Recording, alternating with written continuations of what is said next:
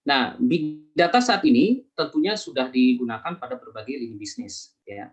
Jadi tidak hanya berkutat pada besarnya data, analisa dari big data ini bisa diambil untuk mendapatkan hasil dalam pengambilan keputusan dan strategi dalam bisnis agar tidak keliru. Bahkan bisa dikatakan bahwa big data ini merupakan bisnis intelijen, ya. Nah, jadi ketika seorang misalkan direktur keuangan bertanya kepada seorang data scientist tentang informasi yang melibatkan data yang sangat besar, misalnya dia melontarkan pertanyaan, berapakah total penjualan di Eropa dan Asia misalnya. Kemudian apa tren biaya produksi di Indonesia? Kemudian berapa breakdown revenue terhadap negara dan produk lain? Kemudian kenapa penjualan tertentu berakhir dengan deal, nah sedangkan yang lainnya gagal, ya. Nah, maka dengan mudah semua pertanyaan tersebut dapat dijawab menggunakan big data. Ada satu frase bahwa big data itu adalah data oriented decision making, ya. Oke, sebentar. Nah, big data mungkin adalah istilah ya yang belum bisa diterima oleh semua orang secara familiar, padahal peran big data ini sendiri digadang-gadang bakal menjadi salah satu fondasi penting bagi industri teknologi dunia. Jadi tak terkecuali di Indonesia bahwa belum ada definisi secara pasti tentang apa itu big data. Jadi akan tetapi banyak para ahli yang mencoba memberikan definisi terhadap big data dari berbagai sudut pandang. Ya. Nah, ini kita lihat di sini menurut McKinsey Global ya 2011 bahwa big data itu dapat didefinisikan dengan data yang memiliki skala atau volume, ya, kemudian distribusi, velocity, keragaman, variety yang sangat besar dan atau abadi, sehingga membutuhkan penggunaan arsitektur teknikal dan metode analitis yang inovatif untuk mendapatkan wawasan yang dapat memberikan nilai bisnis atau informasi yang bermakna. Kemudian menurut Harvis dan kawan-kawan, ya, big data ini merupakan istilah untuk sekumpulan data yang begitu besar atau kompleks. Jadi di mana tidak bisa ditangani lagi dengan sistem teknologi komputer konvensional, ya. Nah, dari kedua definisi di atas, ya, mungkin kita bisa simpulkan bahwa big data itu adalah data yang memiliki volume besar, sehingga tidak dapat diproses menggunakan alat tradisional biasa dan harus menggunakan cara dan alat bantu untuk mendapatkan nilai dari data ini. Ya. Oke, kemudian kita lihat di sini. Ya.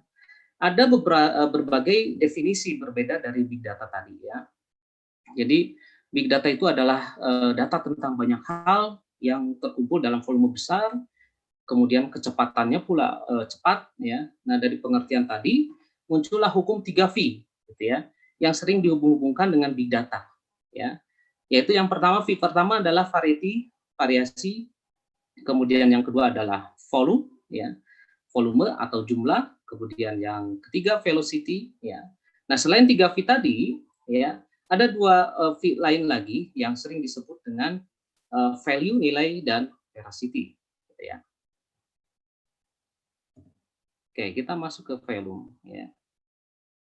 Nah, jadi volume ini menunjukkan bobot dan jumlah data yang dihasilkan atau intensitas data yang harus dicerna, ya, dianalisis dan dimanfaatkan dalam membuat suatu keputusan berdasarkan analisis data yang lengkap. Nah, misalkan di Facebook sendiri, ya, saya ambil contoh Facebook. Jadi paling tidak itu terkirim kurang lebih 10 miliar pesan per hari, ya. Kemudian 4,5 miliar kali diklik tombol like, ya, tombol suka, ya, dan 350 juta unggahan foto baru setiap hari. Nah, bisa kita bayangkan berapa besar data yang tertampung di sana, gitu ya. Nah, sebagai perbandingan, jika semua data yang dihasilkan di dunia antara awal waktu, ya, sampai tahun 2000 pada waktu itu, maka itu adalah jumlah data yang sama sekarang ini yang dihasilkan setiap menit, gitu ya. Nah, ini semakin membuat data tersebut terlalu besar, ya, untuk disimpan dan dianalisis menggunakan teknologi tradisional, database tradisional. Nah, dengan teknologi big data sekarang, kita dapat menyimpan dan menggunakan kumpulan data dengan bantuan sistem terdistribusi, gitu ya.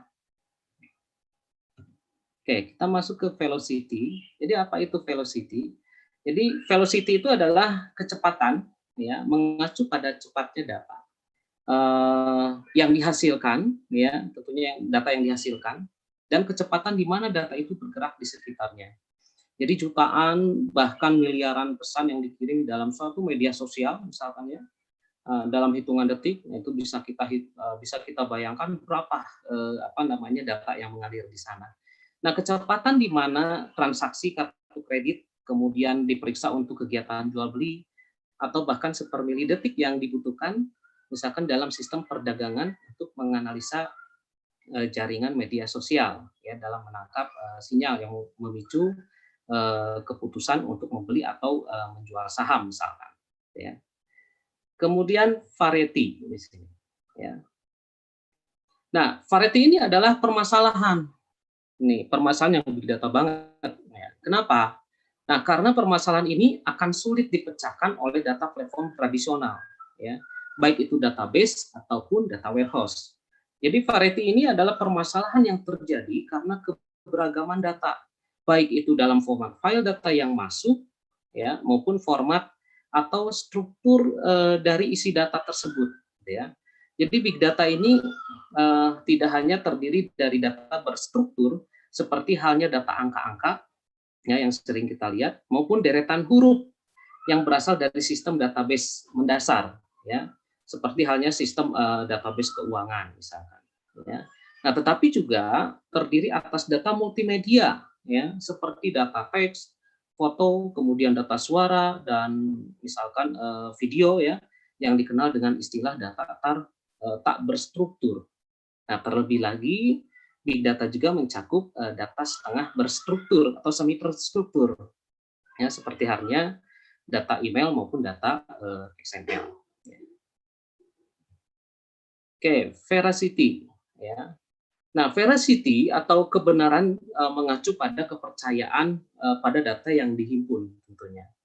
Nah, dengan berbagai bentuk data yang besar, ya, kualitas dan akurasi data kadang kurang terkendali. Nah, misalkan kalau di Twitter itu dengan hashtagnya, ya, singkatan. Jadi kesalahan ketik ataupun percakapan dalam media sosial itu yang terjadi sehari-hari. Nah, sekarang ini big data yang analisisnya menggunakan teknologi terkini, jadi memungkinkan untuk bekerja dengan beragam jenis data. Ya. Namun, volume atau bobot data yang besar seringkali memicu kurangnya kualitas atau akurasi data. Ya. Jadi ketika data yang tidak akurat untuk diolah dan dianalisis, maka hasilnya juga jangan diharapkan berguna, gitu ya. Nah, lebih sering menyimpang daripada benar, ya, karena dapat disamakan dengan kondisi garbage in, garbage out, ya. Nah, karena autentifikasi data itu sebelum diolah itu menjadi penting, ya. Kemudian V yang kelima di sini ada value, ya. Tadi setelah veracity kemudian ada value. Nah, value ini adalah nilai yang mengacu pada kemampuan manusia untuk bagaimana memanfaatkan data, ya, dan mengubahnya menjadi bernilai melalui kegiatan pengumpulan data atau yang sering kita sebut data mining, ya, menggali data, ya. Nah, serta dengan teknik algoritmanya, ya, sehingga dianalisis dengan data yang hasil yang efektif tentunya. Nah, aliran data yang besar juga itu dihimpun sepanjang waktu, ya, dapat terus dimanfaatkan secara bijak dan menghasilkan nilai tambah serta digunakan untuk mencapai tujuan tertentu. Ya. Nah, bagaimana dengan faktor pendorong dari big data? Ya. Oke, siapa yang menghasilkan big data? Nah, di sini adalah penggunaan internet tentunya. Nah, kita semua terhubung dengan internet setiap harinya. Ya, Anda juga pasti sering menggunakan Google, ya, untuk mencari informasi. Nah, data-data hasil pencarian Anda juga itu merupakan data yang tersimpan di Google. Itu bagian dari big data. Kemudian penggunaan smartphone, ya. Nah, sekarang ini hampir semua orang sudah punya smartphone atau bisa dikatakan ponsel pintar, ya, handphone lah, ya. Nah, Smartphone Anda itu sebenarnya memiliki jumlah data yang sangat besar. Ya. Mereka menyimpan record telepon dan SMS Anda, kemudian aplikasi-aplikasi handphone yang Anda miliki juga tentunya mengumpulkan data ya untuk keperluan bisnis misalkan, ya, kemudian ada aplikasi GPS ya seperti Google Maps, kemudian ya mengumpulkan data-data yang berhubungan dengan lokasi Anda, gitu ya. Oke, kemudian apalagi sosial media, ya sosial media. Nah tentunya sudah menjadi bagian dari hidup manusia sehari-hari ya. Jadi updatean foto, gitu ya, kemudian status ya yang kita upload ke sosial media. Nah itu adalah bagian dari data. Ya, setiap harinya ada lebih dari sekitar 400 juta tweets ya kalau di Twitter itu yang dikirimkan ya dan sekitar 72 jam lah ya video YouTube itu diupload setiap menitnya ya. Jadi tidak hanya itu dari sosial media juga Anda dapat mendapatkan data tentang kontak kita ya. Ada hal-hal yang sering kita cari dan ikuti di sosial media, kemudian kebiasaan pengguna di sosial media ya. Nah, kemudian digitalisasi media juga ya. Kalau Anda sekarang suka mendengarkan musik ya, Anda bisa buka Spotify ya. Kemudian kalau Anda nonton ya, Anda bisa menggunakan Netflix ya dan lain-lain. Kemudian buku juga yang dulu kita pergi ke perpustakaan, sekarang sudah banyak sekali buku-buku elektronik ya, membaca e-book ya. Nah, Amazon juga pasti mencatat ya, buku apa saja yang Anda baca agar mereka bisa merekomendasikan buku yang sesuai dengan apa yang Anda baca, gitu ya. Kemudian apalagi smart device ya, smart device. Nah, kalau kita ke toko elektronik ya, jadi Anda mungkin sering melihat kalau sekarang itu sudah banyak peralatan rumah tangga yang dimulai dengan kata smart ya. Ada smart TV, smart fridge ya atau kulkas, kemudian ada smart car ya, smart home gitu ya. Nah, itu kata smart itu artinya pintar ya. Jadi konsep smart appliance ya itu sendiri adalah semua peralatan yang ada di rumah Anda itu terhubung satu sama lain ya. Kemudian Anda dapat mengatur dari satu alat. Misalnya smartphone Anda gitu ya. Jadi semua dikendalikan oleh smartphone ya. Nah, semua ini merupakan bagian dari teknologi terbaru Internet of Things gitu ya. Oke, kemudian nah, perubahan model proses bisnis juga ya pada konsumsi data yang dahulu beberapa perusahaan itu menghasilkan data ya hanya untuk orang-orang tertentu saja. Nah, tetapi sekarang data dapat kita hasilkan sendiri dan dapat kita konsumsi sendiri bahkan diakses oleh publik ya. Bahkan big data kini menjadi tren dunia yang terlihat dari perubahan besar yang terjadi dari era manual ke era digital secara serentak ya. Oke, nah kita lihat pada grafik perangkat IoT, ya, Internet of Things. Terlihat bahwa enterprise IoT ini paling banyak digunakan, bahwa kedepannya itu akan terus meningkat seiring dengan perkembangan teknologi. Jadi benda-benda yang ada di sekitar kita itu akan terpasang embedded computer device, ya, atau semacam komputer kecil yang terkoneksi dengan internet dalam membantu proses bisnis tentunya, untuk mengurangi pekerjaan kita secara manual dan meningkatkan efisiensi bisnis secara keseluruhan. Oke, maka berdasarkan volume perangkat instalasi sensor yang akan tumbuh ya dari yang saat ini sebesar kurang lebih 3 miliar menjadi 8 miliar pada tahun 2020, maka IoT butuh strategi di situ ya. Dalam menjalani proses transformasi digital dalam beberapa cara, proses ini dipercepat oleh pertumbuhan big data ya. Yang terstruktur tentunya berasal dari sensor pada perangkat lunak, pada perangkat yang terhubung pada media sosial ya, kemudian sumber-sumber lain sebagai kebutuhan untuk membuat keputusan strategis berdasarkan analisis data. Nah, dengan keahlian teknologi dan pengetahuan dapat membantu dalam memanfaatkan sebagian besar dari IoT dan big data untuk perolehan data yang lebih beragam lagi gitu ya. Nah, kemudian di sini adalah top big data application ya. Ini adalah bagian apa namanya pemicu dari big data ya, yang sering kita apa namanya kita lihat memang top big data application ini sering sekali kita gunakan ya dalam kehidupan sehari-hari. Nah, tentunya contohnya di bidang kesehatan ya, data pasien dan rekam medis yang terus meningkat gitu ya setiap harinya. Kemudian di bidang media dan entertainment ya, YouTube. Kalau kita lihat YouTube kan satu channel misalkan berapa kali upload dia dalam satu hari atau dalam satu minggu. Nah, kalikan aja berapa channel yang ada di dalam YouTube. Kemudian telekomunikasi ya, kalau di bidang telekomunikasi itu biasanya kalau kita punya apa namanya nomor baru, kita harus registrasi nomor tersebut.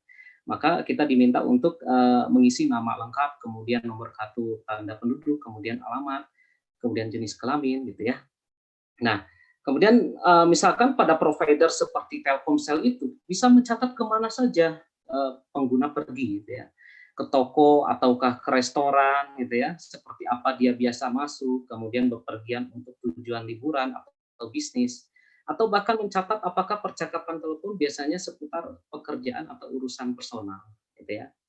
Nah, kemudian di bidang transportasi ya, kalau di bidang transportasi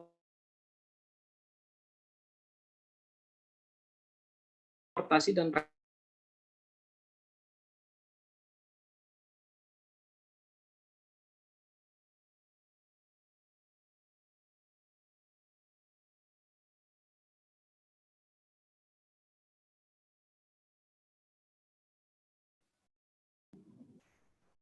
yang tidak macet gitu ya. Nah, kita bisa melihat dari situ. Atau sekarang bahkan juga banyak sekali kamera CCTV yang bertebaran di jalan-jalan gitu ya. Oke, kemudian di finance ya, data transaksi keuangan ya, sebagai kegiatan perekonomian itu terus meningkat.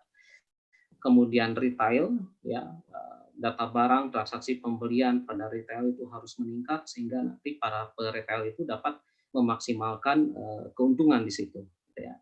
Kemudian e-commerce ya. Nah, ini e-commerce ini salah satu bagi ibu-ibu ya yang suka belanja online. Nah, ini juga banyak sekali transaksi yang ada di dalamnya gitu ya.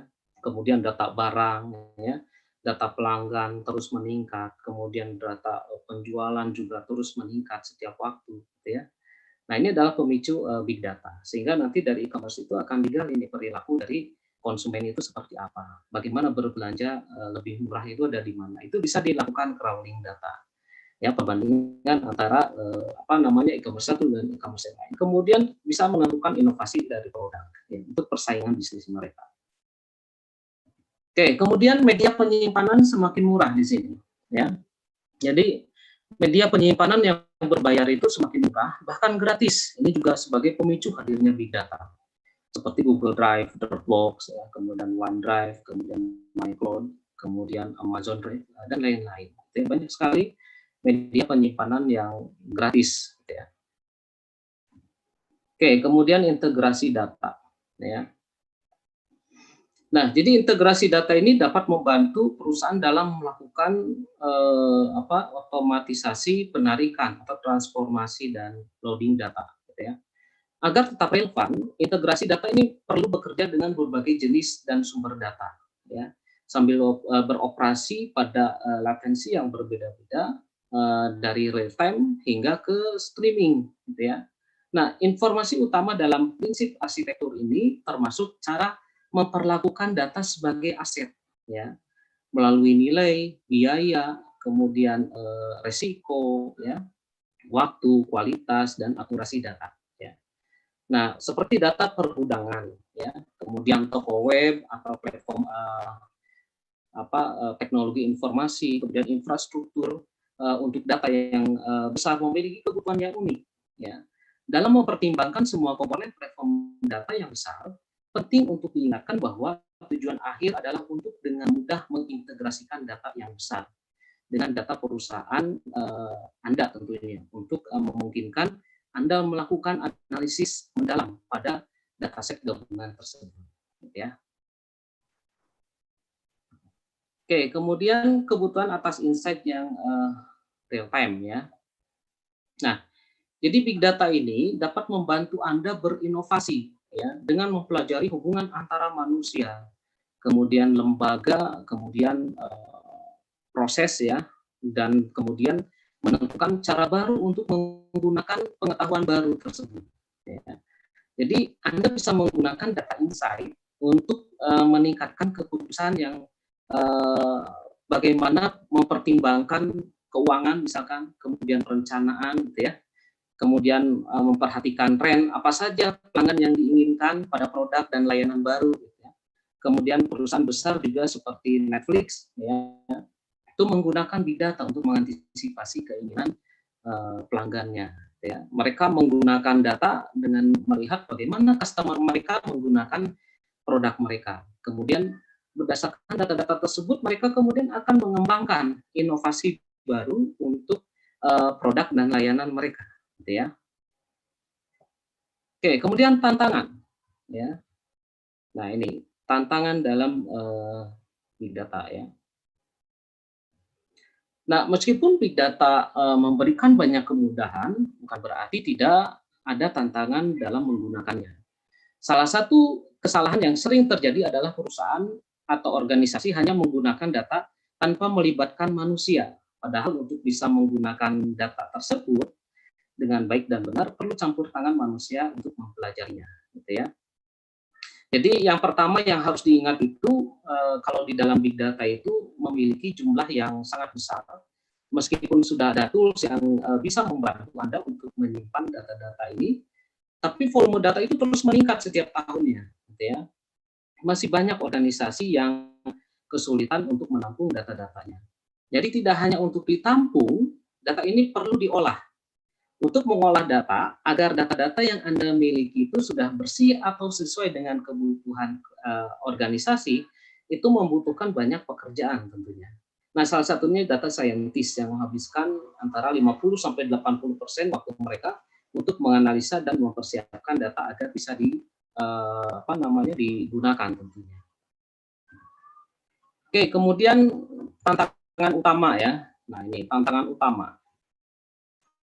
Tantangan utamanya itu di data security. Ya, ini jenis resiko ini terkait dengan logistik pengumpulan data dan analisis. Ya, jadi resiko data security ini jelas merupakan kejahatan yang semakin berkembang dengan serangan yang semakin besar dan semakin merusak. Ya, jadi 5 dari 6 pencurian data paling merusak itu sepanjang masa dilakukan dalam 2 tahun terakhir.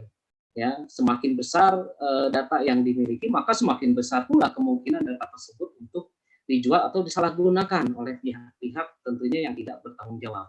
Ya. Kemudian data privasi. Nah, privasi ini merupakan masalah yang terkait erat dengan masalah keamanan.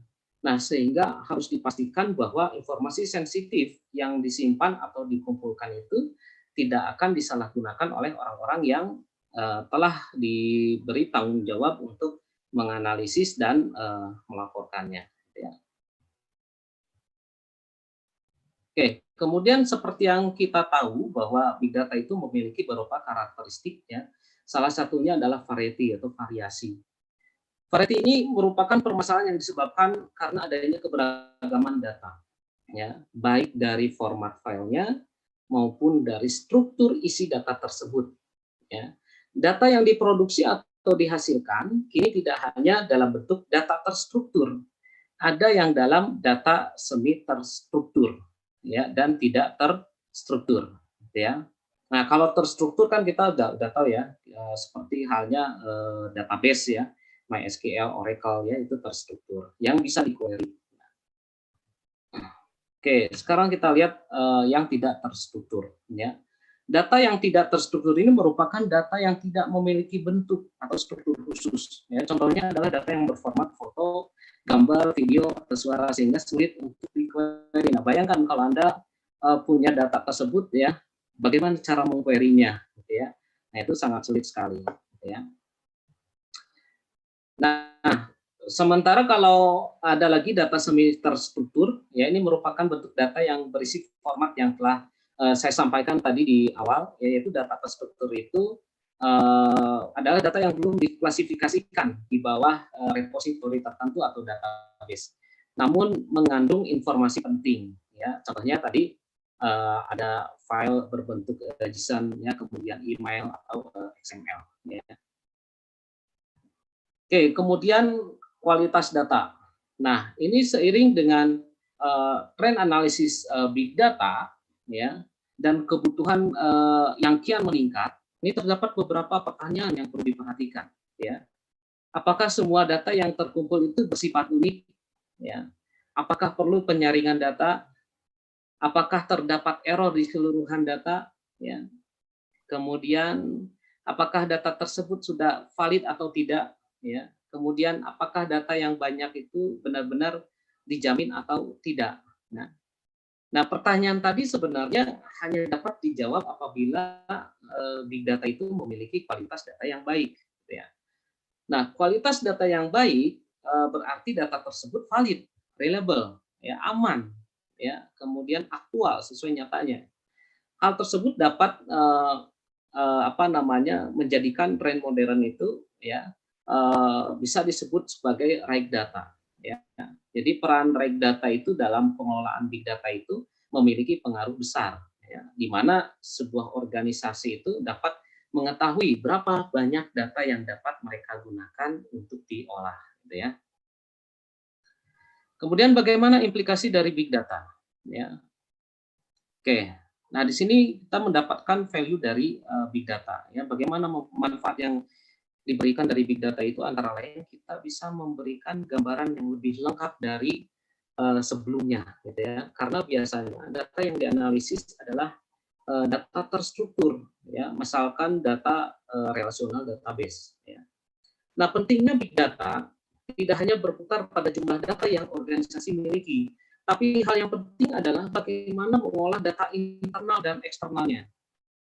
Kita dapat mengambil data dari sumber manapun, ya, dan menganalisanya untuk menemukan jawaban yang diinginkan, ya, dalam bisnis, seperti misalkan pengurangan biaya produksi atau perjalanan, kemudian pengurangan waktu, ya, kemudian pengembangan produk baru, ya, atau inovasi barulah, gitu ya, atau optimalisasi penawaran produk, gitu ya, kemudian pengambilan keputusan yang tepat, ya. Oke, kita lihat di sini ada Chief Data Officer, ya.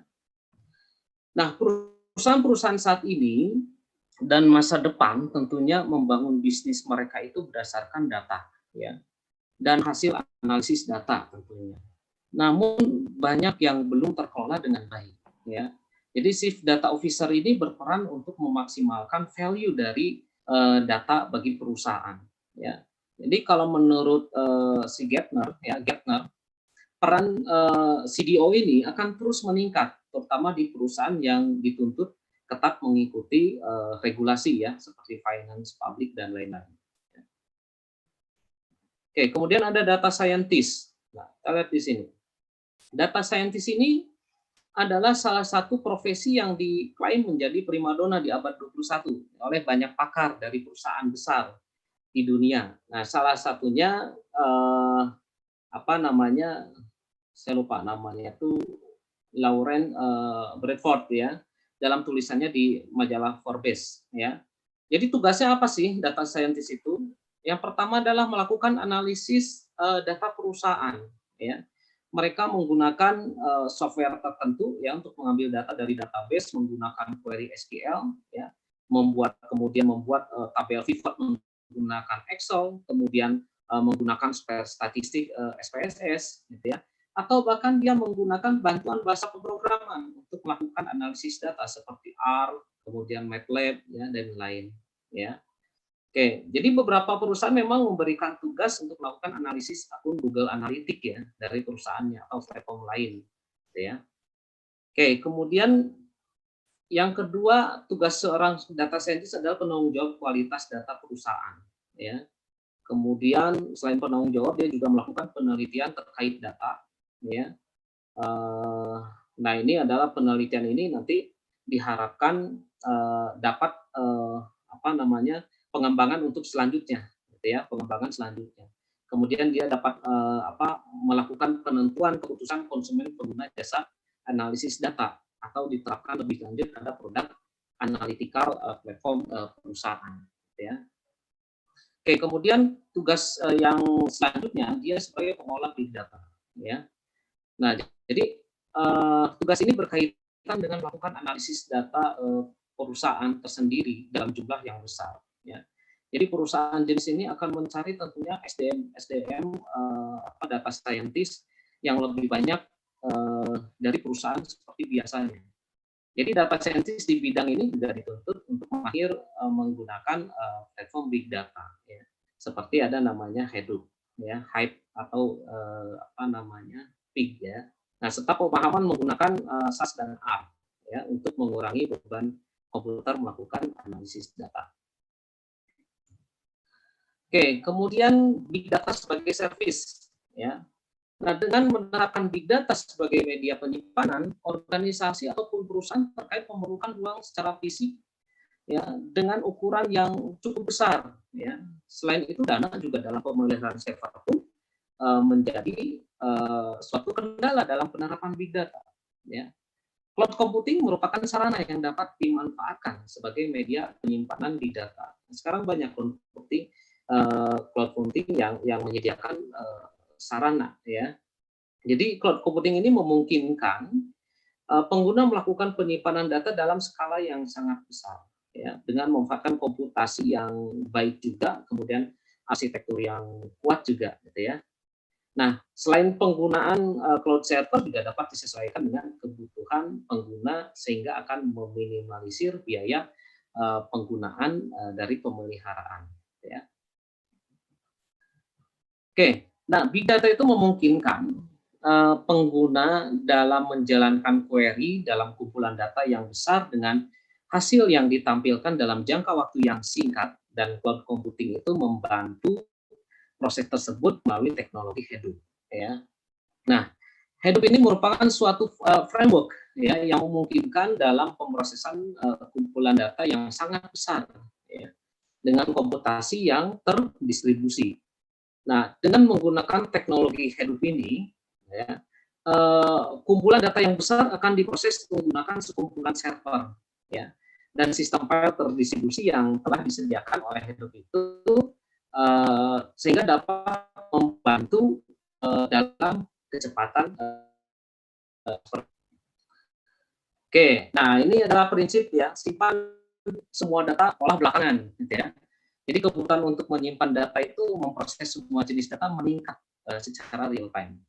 Nah, dengan menyimpan semua data sehingga menjadi data history, ya, suatu saat data tersebut akan bernilai tentunya dalam jangka pendek maupun jangka panjang ketika kita tambang atau mining. Oke, kemudian analitik big data, ya, membantu organisasi memanfaatkan data mereka, bagaimana memvisualisasikan data mereka untuk mengidentifikasi peluang baru, gitu ya. Nah, kemudian pergerakan bisnis yang lebih cerdas, ya, operasi yang lebih efisien, kemudian laba yang lebih tinggi, ya, pelanggan yang lebih bahagia, gitu ya. Kemudian dalam laporan big data ini big data dalam laporan big data ini mewawancarai lebih dari 50 perusahaan untuk memahami bagaimana mereka menggunakan big data. Dia menemukan bahwa perusahaan-perusahaan tersebut mendapatkan nilai seperti penggunaan biaya, kemudian pengambilan keputusan yang cepat, ya, baik, ya, kemudian produk dan inovasi baru, ya, layanan baru. Oke, kemudian apa kata mereka, ya? Oke, minat tinggi terhadap big data. Nah, ini sering dengan pertumbuhan ekosistem misalkan di dalam bisnis e-commerce, ya. Pengolahan big data itu layak menjadi salah satu sorotan utama tentunya untuk menganalisis kebutuhan dan keputusan yang tepat. Jadi pengolahan data yang tepat akan memberikan akurasi yang tinggi untuk memprediksi tren pasar, gitu ya. Nah, selanjutnya bagaimana cara mencari peluang untuk mengembangkan bisnis, gitu ya. Nah, kalau di dunia e-commerce itu big data memegang peran yang penting untuk menganalisis konsumen, ya, operasional, kemudian potensi pasar hingga inovasi produk, gitu ya. Oke, kemudian nah ini adalah estimasi, ya, pendapatan ukuran pasar big data. Nah, kalau kita lihat di dalam bagian statistik tersebut menunjukkan bahwa perkiraan pendapatan untuk industri big data itu secara global dari tahun 2011 hingga tahun 2027 ya. Pada tahun 2018 itu diproyeksikan ukuran pasar global big data tumbuh menjadi sekitar 42 miliar dolar ya, Amerika. Jadi pertumbuhan pasar big data ini disebabkan oleh transformasi digital yang terus berlangsung di segala lini. Ya, jadi transformasi digital itu besar-besaran. Ya. Nah, ini membuat kebutuhan terhadap pengumpulan, kemudian pengolahan data, kemudian penyajian data itu semakin besar pula. Kemudian kita lihat segmentasi pasar big data. Ya. Nah, infrastruktur akan terus menguasai sebagian besar pasar big data dengan sekitar berapa 48% pangsa pasar pada tahun 2014 ya. Kemudian pendapatan layanan terkait big data juga mencapai 40% dari total dengan perangkat keras sebesar berapa 38% ya. Kemudian perangkat lunak itu sebesar 22% ya. Oke, kita lihat di sini people and process ya. Nah, tantangan terbesar untuk mengimplementasikan solusi dari big data ya adalah data besar menawarkan peluang yang besar juga, gitu ya, tetapi memiliki tantangan yang lebih besar. Itu kata Alexander Linden. Ya.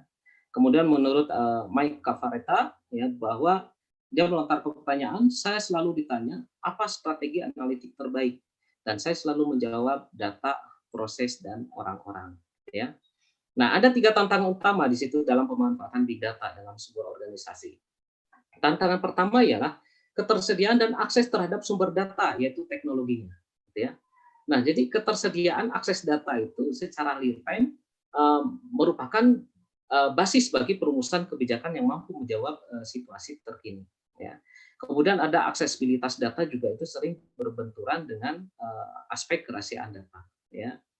Oke, kemudian ada prosesnya, proses data cleansing-nya, ya, dengan memiliki menjadi dengan proses tersebut, gitu ya, ini menjadikan hal yang kritikal guna memastikan data yang diperoleh itu bernilai atau tidak, gitu ya, untuk dianalisis lebih lanjut, gitu ya. Nah, tantangan selanjutnya yang ketiga adalah keterbatasan sumber daya manusia, ya, makanya di situ diperlukanlah seorang data scientist, ya, untuk menggali ya atau menganalisis data yang diperoleh. Ya. Oke, kemudian keamanan data. Ya. Nah ini tantangan terbesar ya dalam solusi big data. Nah jadi ketika para penjahat cyber menargetkan dataset yang besar, jadi imbalannya sering sebanding dengan data upaya yang diperlukan untuk menembus lapisan keamanan. Nah itulah sebabnya mengapa big data itu menyajikan peluang besar yang tidak hanya untuk dunia usaha, tapi bagi para penjahat cyber. Ya, jadi mereka memiliki lebih banyak keuntungan ketika mereka pergi menyerang sebuah set data besar. Ya, akibatnya perusahaan itu memiliki lebih banyak kehilangan jika mereka menghadapi serangan cyber. Jadi tanpa langkah keamanan yang tepat, maka dapat merusak reputasi mereka sebagai perusahaan yang melayani pelanggan. Jadi benar-benar harus diperhatikan masalah keamanan data. Oke, kita lihat di sini big data landscape ya. Jadi bagi Anda yang tertarik untuk menggunakan big data Indonesia, ini akan menjadi lebih baik jika Anda memilih vendor penyedia big data yang benar-benar berkualitas dan kredibel. Jadi tujuannya apa? Agar penggunaannya menjadi maksimal karena ditunjang oleh konsultan big data yang berkualitas dan berpengalaman pula gitu ya. Oke, terima kasih untuk presentasi dari saya. Oke, Assalamualaikum warahmatullahi wabarakatuh. Terima kasih Pak Budiman atas Oke, pemaparan. sama-sama Bu Ren. Untuk rekan-rekan mahasiswa dan semua peserta nanti bisa mengajukan pertanyaan melalui chat box di Zoom atau nanti lewat komen di YouTube juga bisa ya. Kemudian sesi yang kedua ini akan dipaparkan oleh Bapak Robi Yuliendra, Eskom Mkom. dengan tema trik menyelesaikan tugas akhir di masa pandemi COVID-19. Nah, ini mungkin mahasiswa sudah menunggu-nunggu ya, gimana sih trik yang bisa berguna banget buat menyelesaikan terutama TA ya, untuk mahasiswa-mahasiswa yang terkendala menyelesaikan TA-nya. Oke, untuk Pak Robi boleh dipersilahkan memaparkan materinya, Pak.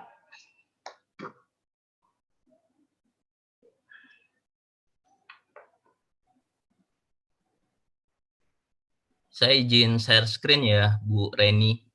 Boleh, Pak, silahkan.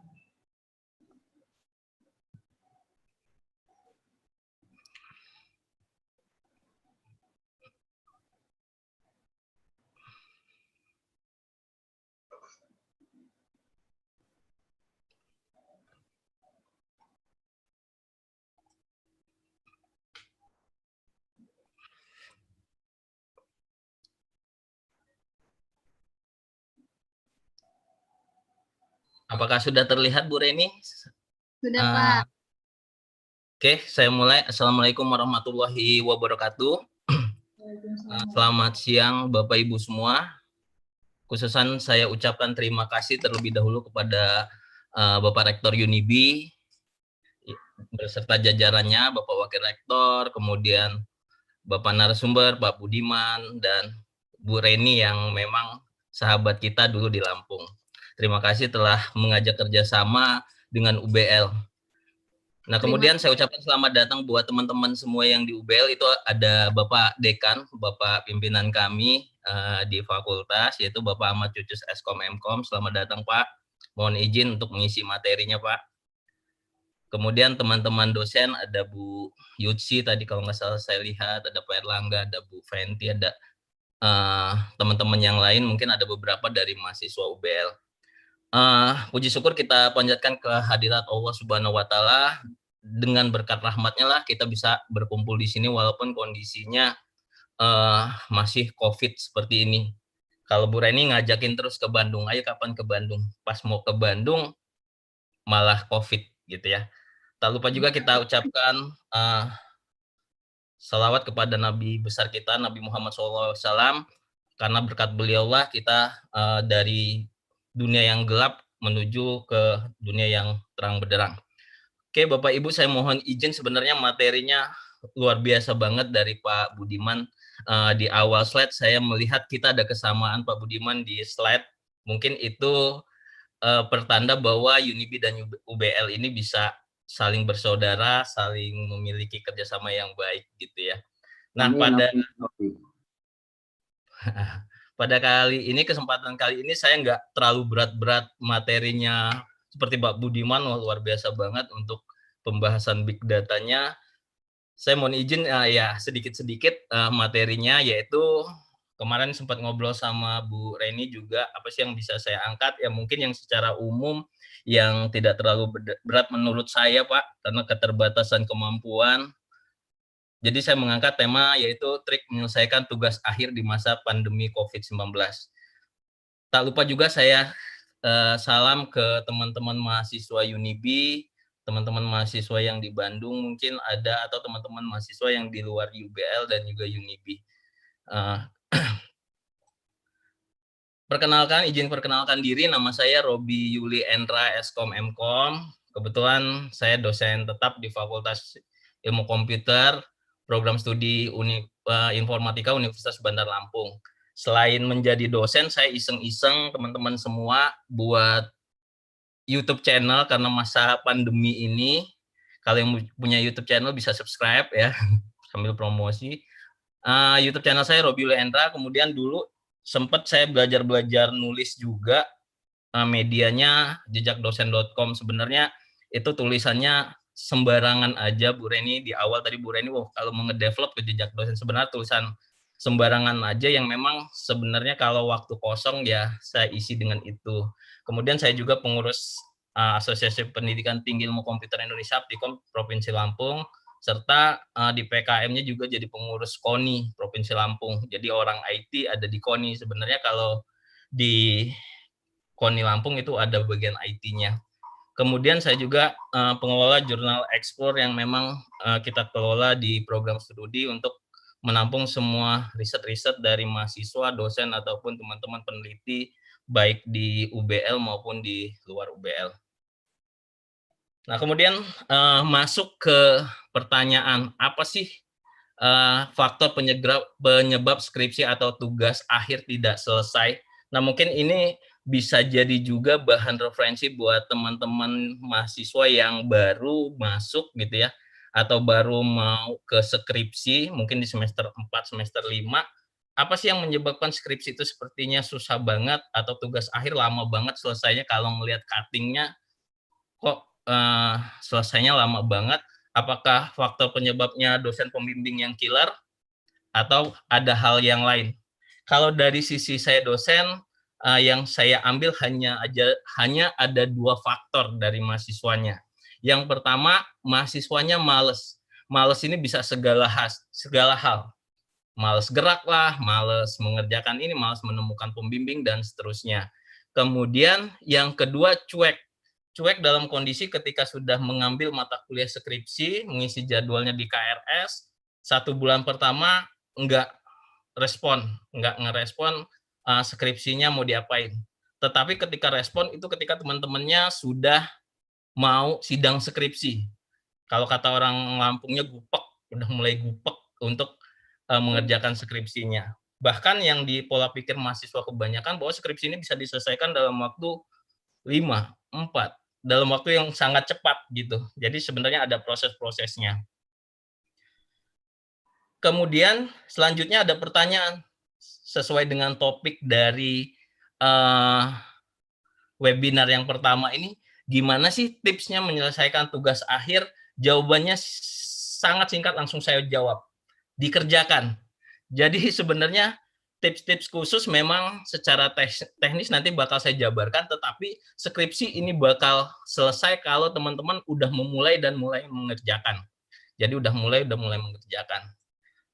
Apa yang kalian butuhkan? Ya selain butuh keilmuan, butuh metode penelitian, dan seterusnya, teman-teman butuh motivasi sebenarnya. Butuh motivasi dan tips, beberapa hal yang memang sebenarnya enggak atau jarang dilakukan oleh mahasiswa. Nah, berikut beberapa poin tentang skripsi, tapi saya jelaskan dulu teman-teman mungkin secara definisi aja, apa itu skripsi atau tugas akhir, mungkin dari masing-masing kampus itu berbeda penyebutannya.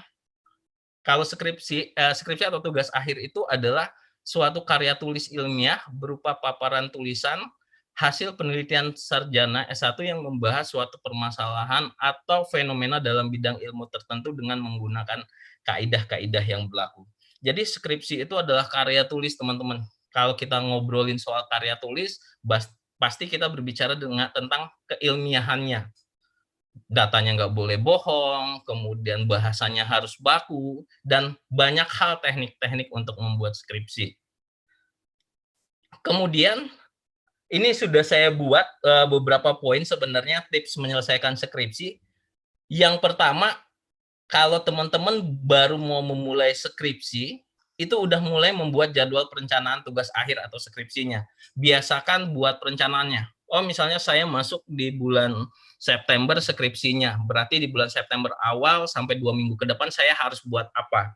Kemudian dibuat lagi perencanaan berikutnya.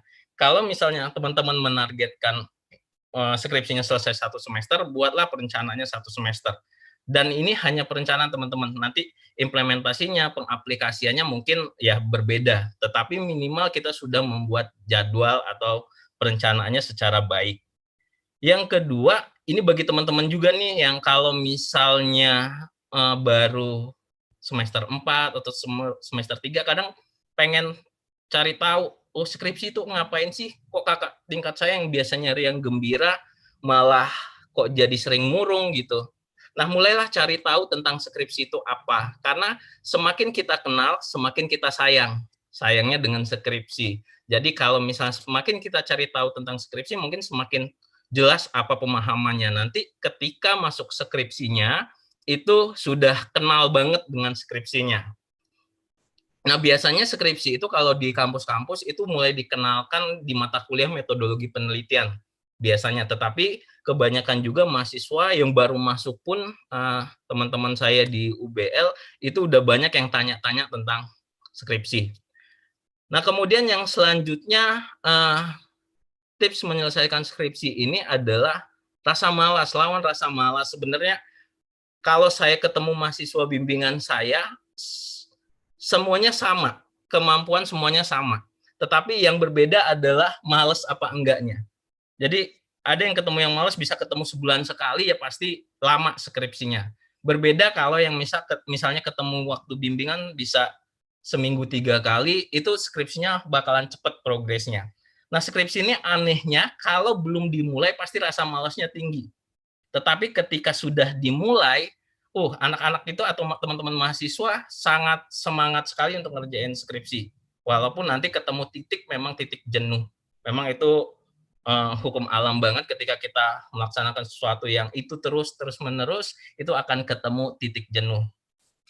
Kemudian cari tahu seluk-beluk tentang skripsi. Teman-teman ketika kondisi saat ini COVID, pandemi, dan seterusnya, dan rata-rata kita adalah orang IT, memang memanfaatkan teknologi untuk skripsi salah satunya itu sangat baik. Jadi bisa teman-teman cari tahu tentang skripsi misalnya di YouTube, kemudian di internet, kemudian bisa juga ngobrol sama dosen pembimbingnya walaupun belum masuk ke skripsi. Atau yang biar lebih akrab bisa ke kakak tingkatnya atau teman-teman di kampus lain. Jadi kita bisa ngobrol tentang apa itu skripsi, gimana ngerjainnya, kenapa harus tulisannya seperti itu, dan seterusnya. Kemudian selanjutnya nih, buat mahasiswa semester akhir, kalau misalnya udah kira-kira kelamaan skripsi, jadikanlah skripsi itu menjadi target utama, teman-teman. Jadi jadikan skripsi itu menjadi target utama kalian. Memang ada prioritas. Nah, mungkin dari 100% prioritas di dalam hidup kita, buatlah mungkin skripsi itu bisa jadi 50% di hidup Anda. Nggak lama kok, misalnya kalian baik mengerjakannya bisa sampai 6 bulan paling lama bisa mengerjakan skripsi. Kemudian lawannya, alasan yang lain adalah mulai mengurangi kegiatan yang tidak bermanfaat. Ya, sekali lagi, orang yang sukses di skripsi atau yang berhasil mengerjakan skripsi dan melaksanakan sidang skripsi itu biasanya bisa memanage waktu baik bermain, kemudian bermain game, berpacaran atau yang lainnya bisa dikurangin. Makanya mungkin ada beberapa teman-teman ketika ngerjain skripsi putus sama pacarnya. Jadi itu menarik juga ketika sampai se-ekstrim itu. Kemudian yang selanjutnya, menjadikan aplikasi word processor, aplikasi Word gitu ya, yang sering kita gunakan, dan juga ada namanya aplikasi Mendeley untuk memudahkan mengerjakan skripsi. Memang kebanyakan, apalagi saat ini, teman-teman mahasiswa mengerjakan skripsi itu sudah menggunakan word processor, tetapi penggunaannya, metodenya kebanyakan, mungkin di kita kebanyakan word processor itu gunanya sama seperti mesin tik. Padahal sebenarnya di Microsoft Word itu banyak sekali proses-proses otomatis yang bisa kita gunakan. Misalnya contoh, kalau misalnya saya ketemu mahasiswa bimbingan saya, kok kamu begadang malam, kamu ngerjain apa? Oh, saya habis waktu saya ngerjain daftar isi, Pak. Karena daftar isinya titik-titiknya itu saya ketik manual. Atau saya buat daftar tabel gambar, saya buat bab 1 pendahuluan itu saya buat satu-satu dan seterusnya. Bahkan kalau misalnya ada salah satu sistematika skripsi yang mengharuskan bahasa asing itu harus italik, saya harus cari lagi satu-satu. Nah, sebenarnya kan cara itu yang dapat menghabiskan waktu teman-teman mahasiswa semua. Sebenarnya nanti kalau ada waktu saya pengen nunjukin sedikit sih cara-caranya seperti itu. Kemudian selanjutnya ada aplikasi Mendeley. Mungkin Bapak Ibu dosen dan teman-teman mahasiswa juga sudah familiar dengan aplikasi satu ini. Mungkin ada juga yang nggak tahu tentang apa sih aplikasi Mendeley. Nah, aplikasi Mendeley ini merupakan aplikasi code sebenarnya yang bisa memudahkan kita untuk mengumpulkan referensi. Jadi mengumpulkan referensi, kemudian mencitasinya, kemudian secara otomatis nanti membuat daftar pustaka. Karena sangat riskan sekali ketika kita membuat citasi tetapi di daftar pustakanya nggak ada. Karena mungkin kelewatan atau memang kebanyakan mahasiswa dari sekarang yaitu gampang banget mencari referensi, cukup klik google.com, cari arti komputer atau definisi komputer menurut para ahli, nanti di Kopas. Nah, itu yang membahayakan teman-teman. Karena ada beberapa teman yang saya ketahui, misalnya kalau kita tidak memasukkan referensi, biasanya di di wilayah 2, khususnya di tempat kami, itu jurnalnya nggak diterima karena citasi dan referensinya itu berbeda. Nah, itu yang jadi masalah juga bagi kami dosen. Mungkin itu juga kedepannya bakalan jadi masalah juga buat teman-teman mahasiswa. Bahkan banyak artikel-artikel yang saya baca bahwa kalau misalnya citasinya dan referensinya nggak sama, atau citasinya ada tapi nggak ada referensi, itu bisa diindikasikan plagiat. Nah, kalau misalnya plagiat, itu bakalan berpengaruh sama ijazah atau yang lainnya. Pak, saya udah lulus ya, mungkin nanti bisa ditarik ijazahnya. Kemudian poin selanjutnya adalah mulai berdiskusi dengan dosen pembimbing. Nah, ini pengalaman saya aja sih sebenarnya, teman-teman mahasiswa ini mulai berani mendekati dosen pembimbing ketika sudah ada waktu skripsi. Padahal ketika di awal-awal sebenarnya bisa teman-teman langsung menghubungi dosen pembimbing, berdiskusi tentang skripsinya, sekali lagi biar mendapat pencerahan. Jadi teman-teman mahasiswa bisa belajar sendiri sebenarnya skripsinya, tetapi alangkah baiknya ada gurunya. Jadi ada gurunya. Sesuatu yang ada gurunya, apalagi gurunya memang jago dan seterusnya, itu mungkin hasilnya nanti akan lebih baik. Dan selanjutnya adalah meningkatkan budaya membaca dan menulis. Nah, kalau teman-teman misalnya nggak suka membaca atau nggak suka menulis, padahal ini udah budaya yang diajarkan dari kita TK ataupun SD ya. Jadi membaca dan menulis. Nah, ketika nggak suka baca dan menulis, ketemu skripsi itu bakalan parah banget, teman-teman. Jadi bakalan parah. Kenapa? Karena tugasnya hanya nanti membaca, banyak studi literatur, kemudian habis itu ditulis. Ditulisnya tentunya dengan menggunakan laptop. Gitu ya. Nah, itu beberapa tips yang sebenarnya umum saja, teman-teman. Jadi sebenarnya umum saja, mungkin nanti di pembahasan selanjutnya banyak masalah teknisnya yang saya akan jelaskan. Saya lanjut ya Bu Reni. Mangga Pak Robi, mangga. Baik. Nah, kemudian apa sih yang mempermudah kita untuk mengerjakan sebuah skripsi? Yang kita gunakan adalah alat bantunya sebenarnya. Kalau skripsi memang dari membuat latar belakang segala macam itu luar biasa memang. Teman-teman nggak bakal selesai kalau misalnya saya jelaskan di sini. Tetapi di YouTube channel saya itu ada playlistnya skripsi mahasiswa. Memang saya concern ngebahas tentang skripsi mahasiswa, walaupun kadang nggak terlalu benar juga gitu ya. Nanti ada yang ini. Jadi teman-teman bisa baca-baca di situ atau ditonton di situ. Nah, sekarang pertanyaannya, skripsi itu bisa kita gunakan pakai alat bantu. Apalagi teman-teman itu rata-rata semuanya adalah mahasiswa IT, mahasiswa komputer yang memang harusnya komputer dan internet digunakan. Apa alat bantunya? Alat bantu mengerjakan skripsinya ya internet. Tapi internetnya memang digunakan secara positif. Jadi bukan nyari skripsi mahasiswa di kota lain, kemudian ganti judulnya, ganti objeknya, selesai. Nah, itu sangat berbahaya sekali, teman-teman. Atau mencari materinya di Google, kemudian dianggap kalian mencitasi atau membaca artikel tersebut. Nah, itu juga yang menjadi bahaya ketika mengerjakan skripsi. Nah, kalau dulu teman-teman, kalau sejaman dulu, mungkin saya udah jauh banget kuliahnya di S1, kalau saya nggak punya buku, saya harus beli. Kalau nggak, saya harus datang ke perpustakaan kampus. Kalau di perpustakaan kampus nggak ada, saya ke perpustakaan daerah.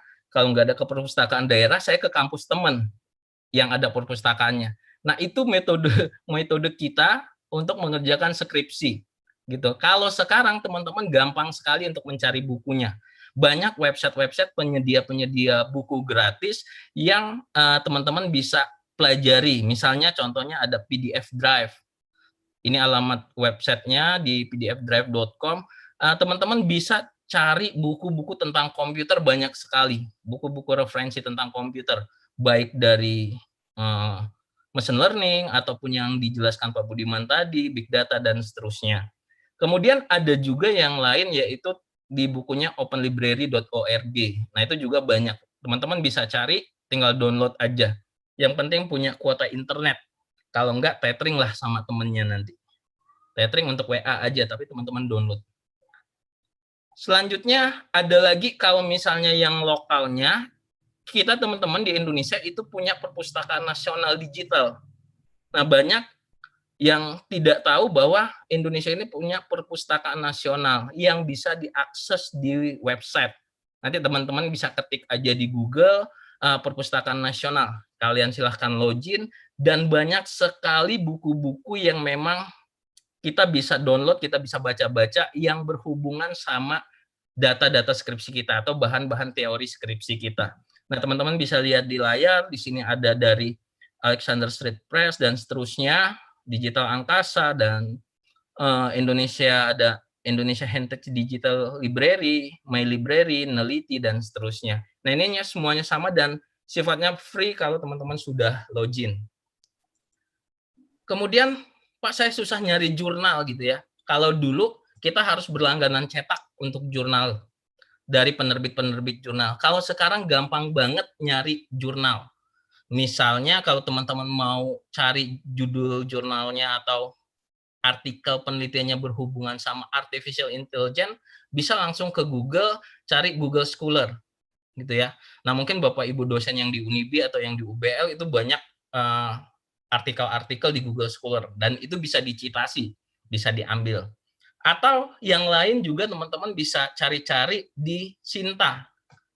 Jadi salah satu website yang milik pemerintah saat ini ada Sinta, dan bisa menentukan apakah artikel itu terakreditasi Sinta 1, 2, 3, 4, 5, dan 6. Biasanya dosen-dosen pembimbing ketika kalian ingin mengajukan referensi jurnal, biasanya harus kalau yang lokal harus Sinta 5 atau Sinta 4 atau Sinta 3. Nah, kalau bingung nyari di Google, langsung aja ke website Sintanya. Gitu ya. Kemudian apalagi tempat mencari jurnal? Kalau di Indonesia ada lagi namanya Garuda. Jadi teman-teman bisa buka situsnya garudaristekbrain.go.id. Di situ ada 1.200.000 sekian artikel yang teman-teman bebas baca. Kemudian ada jurnalnya sampai 10.000 sekian, conference, kemudian publisher-publisher yang lain yang bisa kalian baca. Kemudian kalau dari luar negeri mungkin bisa ke academicmicrosoft.com. Di situ teman-teman juga bisa download jurnal-jurnal yang berhubungan sama artikelnya. Misalnya, saya mau cari tentang artificial intelligence, silahkan saja di filter, kemudian dicari judulnya, nanti tinggal di-download saja. Kemudian yang selanjutnya ada sciencedirect.com. Ini salah satu website dari luar juga yang menyediakan banyak buku dan jurnal. Jadi teman-teman bisa cari juga ke website ini untuk membuat referensi-referensi di tulisan teman-teman semua. Nah, kemudian ada pertanyaan, Pak. Tadi artikel-artikel jurnalnya atau e-book-e-booknya itu berbahasa Inggris semua. Kalau saya nggak terlalu paham berbahasa Inggris misalnya, ini kan jadi problem juga teman-teman, jadi problem. Nah, ada jawaban yang menarik, walaupun hasilnya nggak maksimal, minimal membantu Anda. Nah, ini ada empat cara yang sebenarnya kalaupun nanti ada BIMTEK, enak di BIMTEK-kan. Yang pertama ada Google Dokumen, teman-teman. Jadi kalau teman-teman punya akun Google, itu salah satu fiturnya dapat Google Dokumen. Google Dokumen itu semacam Microsoft Word, tetapi miliknya Google. Nah, di Google Dokumen ini ada menu translate-nya. Ada menu translate-nya yang bisa kita upload file yang mau ditranslate atau diterjemahkan, kemudian kita bisa pilih bahasanya. Gitu ya. Sekali lagi, itu hasilnya nggak maksimal. Nanti kita jangan langsung ditelan mentah-mentah, kita bisa cari aja misalnya satu kalimat ini maksudnya apa sih, 2 kalimat ini. Setelah diterjemahkan mungkin bisa ketemu teman yang ahli bahasa Inggris dan seterusnya untuk memperbaiki apa maksudnya. Minimal Google Dokumen sudah membantu. Yang kedua ada Google Translate, teman-teman. Google Translate yang sering kita gunakan, mungkin ada bahasa Inggris nih, Cinta Laura ini ngomongnya apa, kita cari di Google Translate. Dan salah satu fiturnya di Google Translate ini bisa ngupload dokumen. Jadi bisa ngupload dokumen, enggak hanya kita ketik, tapi dokumen PDF atau Word-nya bisa kita upload ke dalam situ. Jadi bisa mentranslate jurnal juga. Yang selanjutnya aplikasi Microsoft Word. Mungkin sudah banyak yang tahu Microsoft Word ini bisa menerjemahkan juga ya. Jadi kalau nanti ada menunya, ada menu review, di situ ada menu translate. Nah, itu bisa menerjemahkan juga. Atau yang terakhir, yang keempat, itu menggunakan aplikasi yang berbasis web. Nah, ini saya udah coba gitu, kemarin sempat di seminar di BIMTEK-kan juga ke teman-teman yang ada di Makassar, yaitu membahas tentang aplikasi online doc translator. Jadi aplikasi ini kalau kita masukin jurnal, ada gambar, bentuk formatnya sudah berbentuk format, kita upload, kita translate ke bahasa Indonesia, nanti si aplikasi ini menerjemahkan sama seperti format jurnal kita. Nah, itu menariknya. Tetapi sekali lagi teman-teman, itu untuk ngebantu Anda mengetahui materi saja. Jangan langsung dimasukkan mentah-mentah ke dalam skripsinya. Nah, selanjutnya ada tools lagi nih yang namanya Mendeley. Kalau teman-teman buat citasi gitu ya, mengutip sumber, biasanya ada misalnya Robi, 2004 setelah teorinya. Biasanya seperti itu. Kebanyakan dari kita mungkin masih menggunakan cara manual. Padahal di luar sana sudah bertaburan aplikasi-aplikasi untuk menyusun referensi ini. Salah satunya Mendeley, ada Zotero dan yang lainnya. Nah, yang sering saya gunakan dan saya mulai jelaskan ke teman-teman mahasiswa saya yaitu aplikasi Mendeley. Jadi, kita download jurnal luar negeri misalnya kita masukkan ke dalam Mendeley ini, nanti Mendeley bakal mengecek metadatanya. Siapa sih pengarangnya, siapa penerbitnya, abstraknya apa, dan seterusnya, biar Mendeley yang urus. Kita tinggal cemplungin aja, kita masukin aja ke dalam Mendeley-nya. Nah, nanti ketika kita butuh citasi, butuh teorinya, kita tinggal citasi, pilih, kemudian tentukan format citasinya. Di daftar pustakanya juga bisa kita tentukan apakah citasinya bentuknya apa, atau IEE, dan seterusnya. Jadi modelnya seperti itu. Nah, Mendeley ini juga nanti mungkin kalau ada waktu memang panjang banget, bisa kita gunakan untuk semacam kayak bimbingan teknis ya Bu Reni ya. Nah, apa itu Mendeley? Mendeley adalah program komputer dan web yang dikembangkan oleh Elsevier untuk mengolah dan berbagi makalah penelitian, mencari data penelitian, dan bekerja sama secara daring. Nah, teman-teman bisa download aplikasinya free, tetapi teman-teman harus registrasi dulu di dalamnya, di Mendeley, kemudian kalian akan mendownload aplikasinya. Nah, nanti di dalam aplikasi itu ada plugin yang bisa langsung terkoneksi sama Microsoft Word-nya. Jadi, si Mendeley udah nyediain pluginnya, bakalan bisa mengkoneksikan sama Microsoft Word-nya. Nanti bakalan seneng teman-teman kalau misalnya menggunakan komputer dengan aplikasi-aplikasi bantuan. Jadi kita fokusnya nanti ke isi, ke konten skripsi, ke data, dan seterusnya. Nah, selanjutnya adalah kita mulai berkenalan teman-teman sama aplikasi untuk yang pertama ada Turnitin atau Turnitin ya, sering disebut juga.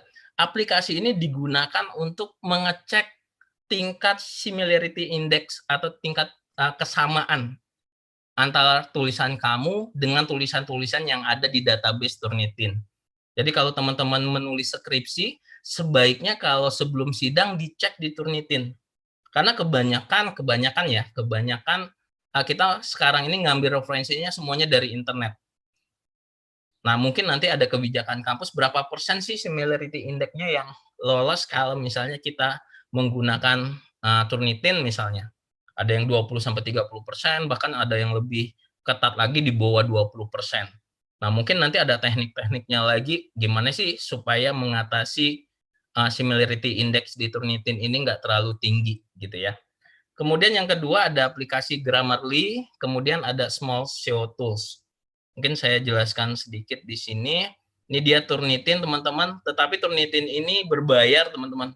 Jadi biasanya kampus memang sudah concern untuk plagiarisme, itu bakalan berlangganan untuk Turnitin. Gitu ya. Tetapi teman-teman juga ada vendor-vendor yang ngejual memang akun-akun student gitu-gitu ya, di Shopee dan seterusnya. Atau saya pun punya akunnya, nanti email aja kalau mau dicekin. Selanjutnya, ini saya kasih contoh.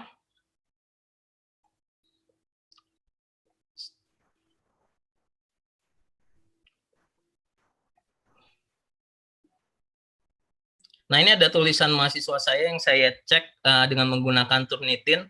Ini bentuknya seperti ini, teman-teman. Nanti kalau misalnya sudah dicek sama Turnitin, bakalan hasilnya seperti ini. Dia bakal menandai teks-teks tersebut dengan warna-warna, dan saya scroll ke bawah aja langsung, dan di hasil akhir teman-teman akan mengetahui berapa sih similarity index-nya gitu ya.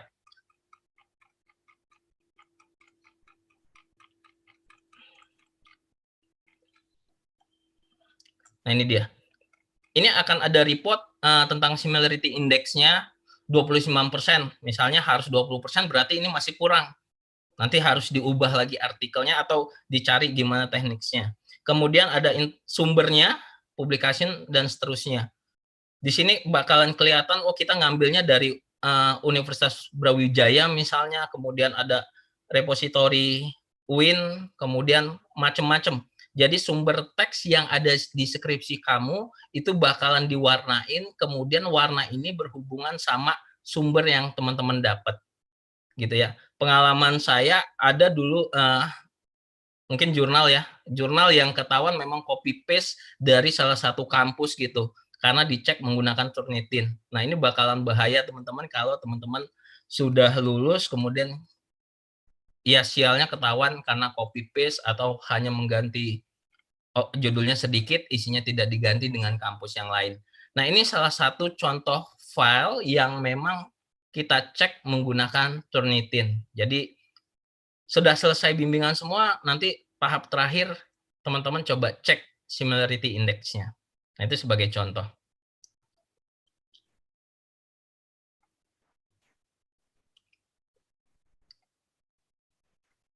Nah, selanjutnya ada yang namanya Grammarly, yaitu sebuah aplikasi website yang dapat mengecek grammar dan konteks tulisan dalam bahasa Inggris. Biasanya kalau kita buat tulisan, lucunya sih kalau kita nulis sama ngomong itu kadang berbeda, teman-teman. Jadi kalau nulis kata-kata baku yang secara ilmiah di skripsi itu sangat sulit sekali. Karena kita biasa ngobrol bahasanya nggak baku. Makanya ketika kita buat bahasa Indonesia terus kita terjemahkan ke Google Translate ataupun yang lainnya, bahasa Inggrisnya malahan berbeda gitu. Karena tulisan bahasa Indonesia kita pun masih kacau gitu ya. Nah, salah satunya ada website Grammarly ini, tetapi terakhir memang masih memperbaiki bahasa-bahasa asing gitu ya, bahasa Inggris. Nah, teman-teman bisa akses ke websitenya di grammarly.com. Nah, kemudian selanjutnya ada website lagi nih, free, gratis. Dan ini biasanya untuk apa ya, ketika saya menulis artikel gitu, mau ngecek misalnya plagiarismenya bisa sama seperti Turnitin, tetapi karena free dia terbatas, hanya dibatasi sampai misalnya 1.000 kata atau 2.000 kata dan seterusnya. Tetapi dalam satu website ini teman-teman bisa akses banyak fitur. Sebenarnya ini nggak ke screenshot semua. Bisa buat artikel rewriter, jadi kita punya artikel, nanti dia tulis ulang. Kalau teman-teman mahasiswa Unibi atau di UBL ada yang suka ngeblok, terus itu biar tulisannya nggak sama, tinggal masukin saja di artikel rewriter ini. Kemudian ada grammar check, kemudian ada word counter, dan seterusnya. Bahkan fitur barunya ada yang namanya paraphrasing tools gitu ya. Jadi ini salah satu teknik di penelitian yang dapat digunakan untuk mengurangi similarity index, walaupun itu sangat harus kita pelajari benar-benar teknik paraphrasing ini.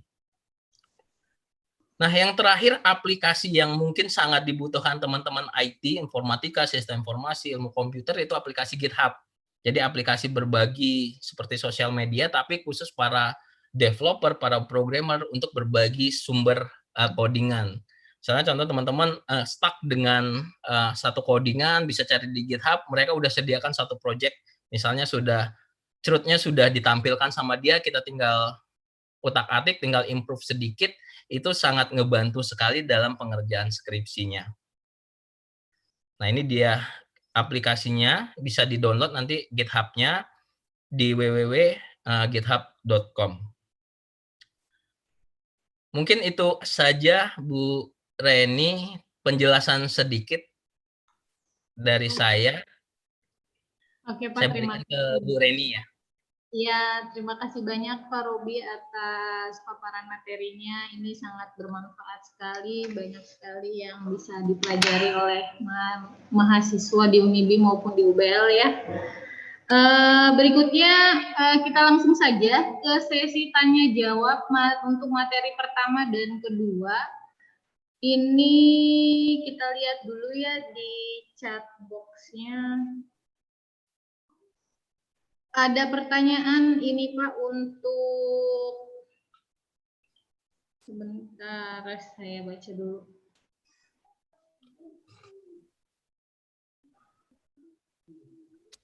Pertanyaan untuk Pak Robi ya, ini ada dari Roisul Adi, ini mahasiswa di Unibi. Ini dia mau bertanya Pak Robi, bagaimana cara menyusun jadwal perencanaan tugas akhir yang tepat dan efisien? Mangga Pak Robi. Langsung dijawab ya Bu? Boleh sebentar. Ya boleh Pak Robi, ada satu itu pertanyaan, yang kedua ini dari Encep Hamzah, ini dari komen di YouTube ya mungkin ya, dia menanya tentang mengenai varianti sendiri dari Big Data, metode apa yang digunakan untuk mengatasi masalah varianti sehingga big data tersebut bisa diolah. Nah, ini mungkin untuk ke Pak Budi ya. Nah, ini mangga boleh Pak Robi dulu atau Pak Budi, silahkan.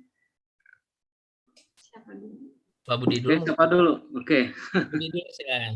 Oke, mengenai variansi ya, variansi dalam big data itu kan banyak sekali format-format yang bisa kita ambil atau digali dalam media-media di internet gitu ya.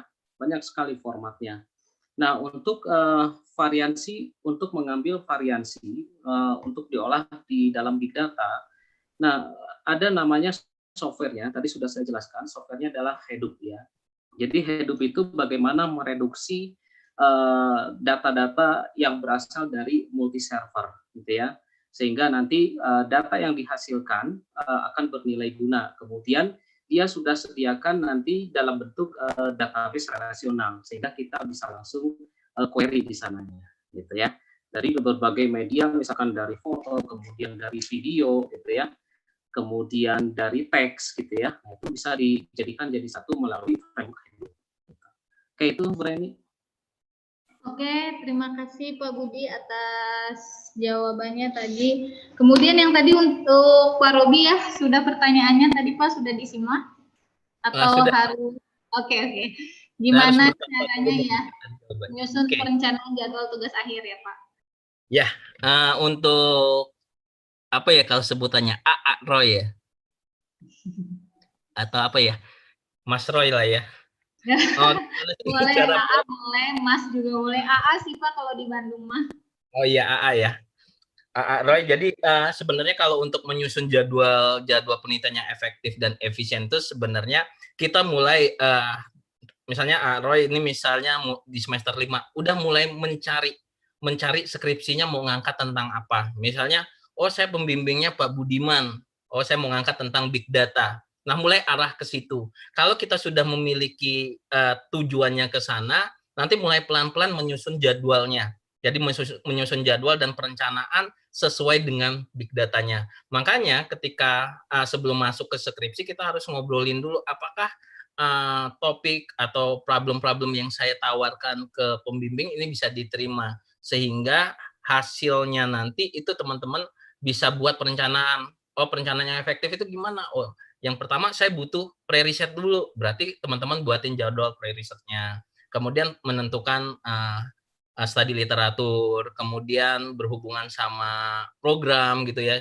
Nanti buat program bisa sambil paralel sama sistematika penulisan dan seterusnya. Nah, itu pinter-pinter teman-teman untuk membuatnya agar lebih efektif dan efisien. Tapi saran saya, teman-teman mau mengerjakan skripsi itu udah mulai cari tahu dari semester sekarang, misalnya semester 5 atau semester 4 gitu untuk apa sih topik-topik yang bakalan kita angkat sebenarnya itu. Ketika kita sudah tahu fungsi dari skripsi tersebut, sudah cara kerja skripsinya udah tahu, mungkin insya Allah untuk pengerjaan atau pembuatan jadwal perencanaannya itu sangat mudah sekali. Mungkin itu jawaban saya, Bu Reni. Terima kasih. Terima kasih Pak Robi. Nah, ini ada lagi pertanyaan yang kedua buat Pak Budi dan Pak Robi juga ada. Yang kedua buat Pak Budi, ini ada yang menanyakan dari komen ya di YouTube, bagaimana hubungan Big Data dan Data Science juga Machine Learning katanya Pak. Kemudian yang untuk Pak Robi, ini ada pertanyaan satu lagi. Kira-kira gimana sih Pak kita mendownload artikel itu tahu berbayar atau apa sih trik-triknya supaya kita dapatnya yang free gitu? Oke, siapa duluan? Ya, boleh Pak Budi dulu atau Pak Robi dulu? Pak Budi. Oke, Pak Robi. Nah, tadi bagaimana hubungan Big Data ya, Data Science dan Machine Learning ya, Bu Reni ya? Iya. Oke, jadi kalau istilah Big Data itu mencakup penyimpanan data, kemudian pengolahan data, dan bagaimana cara penampilan data. Ya, jadi pada umumnya itu kalau Big Data itu digunakan dalam berbagai macam bidang ilmu ya. Nah, pertama contohnya di sini di bidang meteorologi gitu ya. Jadi untuk menentukan perakiraan cuaca, kemudian di bidang bisnis, kemudian bidang saham dan lain-lain, banyak sekali bidang-bidang yang menggunakan Big Data ini. Nah, kemudian kalau data science, nah ini lebih detailnya lagi dari Big Data, gitu ya. Ini merupakan suatu multidisiplin ilmu yang mempelajari bagaimana pengambilan makna, ya. Makna dari mana? Dari data, ya, data yang asalnya pada umumnya adalah Big Data, gitu ya. Nah, jadi pada umumnya ilmu yang berkaitan langsung adalah ilmu statistik biasanya kalau data science itu. Matematika itu bisa masuk. Kemudian berbagai macam ilmu lagi yang bergantung kepada data, gitu ya. Nah, jadi dalam prakteknya itu kalau data science itu sangat dekat dengan ilmu statistik, ya. Jadi kalau data science juga menerapkan berbagai macam perangkat untuk mengambil makna dari data ya, pola, ya. Kemudian salah satunya adalah yang bisa kita lakukan untuk data science adalah ke arahnya nanti artificial intelligence. Ya. Oke, kemudian artificial intelligence ini bermakna kecerdasan, ya. Jadi ditambahkan ke dalam suatu mesin komputer untuk melakukan pemrosesan data sehingga bekerja seperti yang dilakukan oleh manusia. Nah, kemudian machine learning ini adalah pembelajaran mesinnya, adalah suatu cabang dari kecerdasan buatan, ya, yang mengkaji perencanaan sistem algoritma sehingga suatu mesin itu dapat mendapatkan corak perilaku dari data yang diolahnya, gitu ya. Nah, lebih lanjut lagi dari machine learning itu ada namanya deep learning, gitu ya. Jadi pembelajaran lebih dalam lagi di situ, ya. Jadi suatu cabang dari machine learning yang mengkaji pemodelan abstraksi lebih tinggi daripada machine learning. Oke, mungkin itu Bu Reni.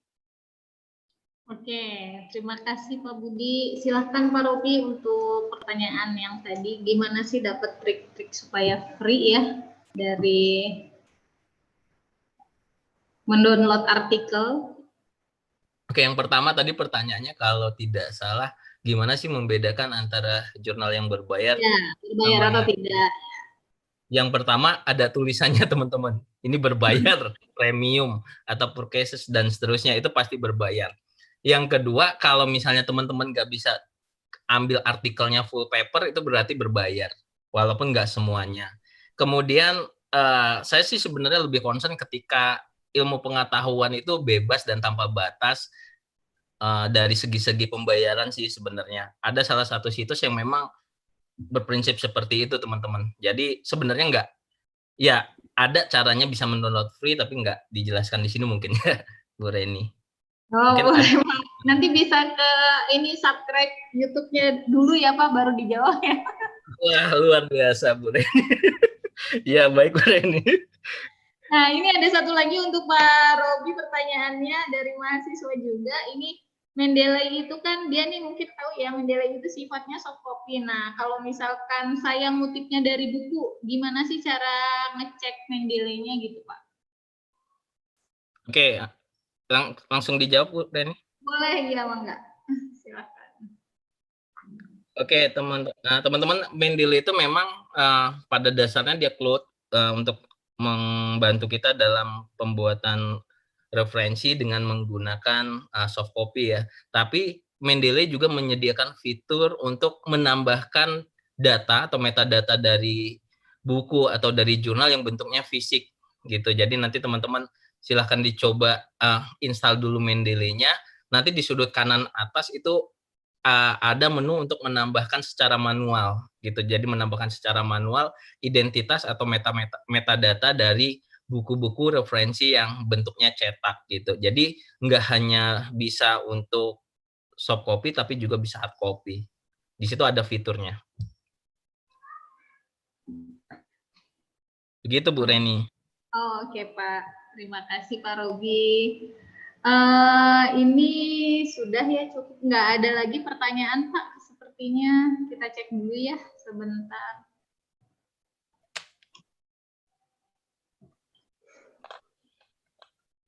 Oke, iya sudah tidak ada pertanyaan lagi. Nah, ini sebelum kita penutup, akan saya informasikan bahwa bagi seluruh peserta nanti sertifikat paling lambat akan dikirim H+1 ya. Jadi besok mungkin sudah akan mendapatkan sertifikat melalui email masing-masing peserta yang sudah memesan sertifikat melalui link. Sebelum pendaftaran webinar ini ya. Nah, dan yang sudah mentransfer pastinya. Nah, untuk itu di sini kita bacakan dulu kesimpulannya. Jadi untuk big data, data science dan machine learning tadi memang sangat berhubungan. Kemudian dari skripsi atau tugas akhir, trik-triknya itu ada faktor utamanya yang pertama males dan cuek buat mahasiswa yang memang berkendala untuk menghadapinya, berarti harus dihilangkan dulu rasa malesnya itu, lawan rasa malesnya untuk tips yang pertama ya. Kemudian ada kita buat perencanaan skripsi. Kemudian ada cari tahu dulu seluk-beluk skripsi itu apa, kemudian jadikan skripsi itu jadi target utama, walaupun memang mungkin banyak target-target lainnya yang sudah direncanakan, tapi pada saat skripsi, oke lah, jaga jarak dulu, memang udah disuruh pemerintah ya untuk jaga jarak, terutama sama pacarnya, jadi fokus dulu ke skripsinya biar jadi target utama skripsinya. Kemudian mulai mengurangi kegiatan yang tidak bermanfaat, misalnya main, kemudian memang tidak diperbolehkan main-main dulu ya. Kalau memang lagi skripsi atau misalnya kumpul-kumpul yang tidak bermanfaat dengan teman-teman, nah itu sebaiknya kumpul-kumpul untuk mengerjakan atau menyelesaikan skripsinya. Kemudian diskusi dengan dosen pembimbing itu jangan males-males. Mungkin itu saja kesimpulan dari webinar hari ini. Selanjutnya kita bisa tutup webinar hari ini dengan membaca Alhamdulillah. Alhamdulillah. Terima kasih kepada seluruh para peserta, terutama Dekan FTI Unibi dan Dekan FIK UBL atas kerjasama dan terlaksananya webinar hari ini. Saya undur diri. Wassalamualaikum warahmatullahi wabarakatuh. Waalaikumsalam warahmatullahi wabarakatuh.